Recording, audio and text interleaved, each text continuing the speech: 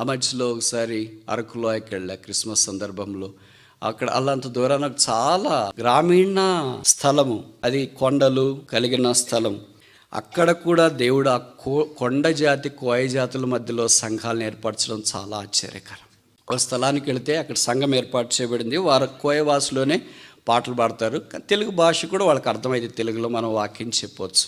వాక్య పరిచయం అయిపోయిన తర్వాత అక్కడున్న ఒక బాధ్యత గల సహోదరుని పిలిచిన, ఇంత కొండల్లో లోయల్లో ఎలాగ పరిచయం ఆరంభించినారు? సహవాసానికి రావాలంటే దాదాపు 10 కిలోమీటర్ల నడిచి రావాలా. రోడ్డు ఒక మనిషి వెళ్ళే అంత ఉంటుంది. అదే కొండల్లో గుట్టల్లో అలాగ వెళ్ళాలా. వాళ్ళే బయలుదేరి ఎప్పుడో ఉదయం బయలుదేరి వస్తారంట. నేను ఆయన పిలిస్తే అన్నాను, బ్రదర్, మొట్టమొదటి నేనే ఈ ప్రాంతంలో రక్షించబడ్డాను. ఎలాగ నువ్వు రక్షించబడ్డావు? అసలు ఈ సహవాసం ఏర్పడటానికి కారణం ఏంటి అన్న. చదువు రాని వ్యక్తి కేవలం రక్షణ పొందిన తర్వాత బైబిల్ తెలుసుకున్నాడు, తెలుగు చదవడం ఆరంభించినాడు. అంతదాకా కోయ భాష మాత్రమే ఆయనకు వచ్చు.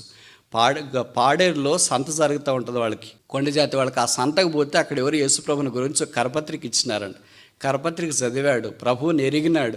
సంతోషపట్టలేక వాళ్ళ ఊరికి వచ్చినాడు నడిచి. వాళ్ళ ఊరిలో 33 ఇళ్ళు ఉన్నాయంట ఇప్పటికి.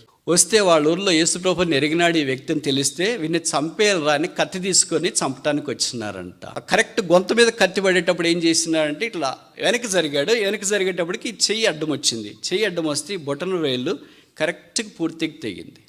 ఇంక మిగతా వాళ్ళు అన్నారంట, రే వాడు చంపితే తప్పించుకున్నాడు, ఇంకొద్దులే చంపడం ఎందుకని వాళ్ళ దాన్ని వాళ్ళు వెళ్ళిపోయారంట.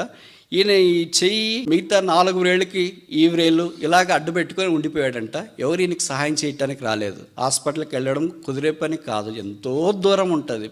వాళ్ళ దగ్గర ఏ మెడిసిన్ ఉండదు. ఆయనకి ఏం చేయాలి, ఆయనకి దిక్కుదోచక అలాగా ఆలోచిస్తూ తన ఇంట్లో ఉంటే ఈ తెగిన వ్రేళ్ళు ఇట్లా ఏలాడుతున్న వేళ్ళని ఈ 4 వేళ్ళతో కలిపేసి, యేసు ప్రభువా నీవు పొందిన దెబ్బల చేత స్వస్థత ఇస్తావని వాక్యంలో రాసినారు కదా, నువ్వు దేవుడు అయితే నన్ను స్వస్థపరిచి ఇచ్చేయి కట్టు అంటే ఇలాగ పట్టుకొని ఇలాగే రాత్రి పడుకున్నాడు అంటండి. ఉదయం లేస్తే ఇది కట్టుకుంది. నేను అన్నాను, మరి ఏం చేసేది ఆ తర్వాత అంటే, ఎవడైతే నన్ను చంపటానికి వచ్చినాడో వాళ్ళ దగ్గరికి వెళ్ళాను. నేను అనుకున్నాను కొట్టడానికి వెళ్ళాడేమో అనుకుంటే, కానీ వాళ్ళకి వెళ్ళి చూపించాడంటే, రై నువ్వు నన్ను చంపడానికి వచ్చినావు కదా, ఇదిగో నా చెయ్యి ఎలాగైందో కట్టబడింది చూడని. ఆశ్చర్యం వేసిందంట ఆయనకి. ఎక్కడికి వెళ్ళావు, ఏ డాక్టర్లు వచ్చినారు? రాత్రి నా దేవుడు బాగు చేశాడు. నిజమా? దేవుడు ఇలాగ స్వస్థపరుస్తాడా?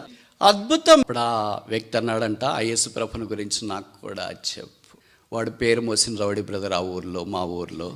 వాడు యేసుప్రభుని అంగీకరించిన తర్వాత ఊరు రక్షణలోనికి వచ్చింది. ఆరాధన కొరకు ఒక స్థలం కావాలని ప్రార్థన చేసినాము. ఇక్కడ ఆరాధన ఏర్పాటు చేసినాము. ఇక్కడ సాక్ష్యం ఏర్పాటు చేయబడింది. దైవమా ఇది ఏమి కార్యం! చిన్న కొండలు ప్రజలకు నెమ్మది పుట్టించును. మన సంగతి ఏంటి?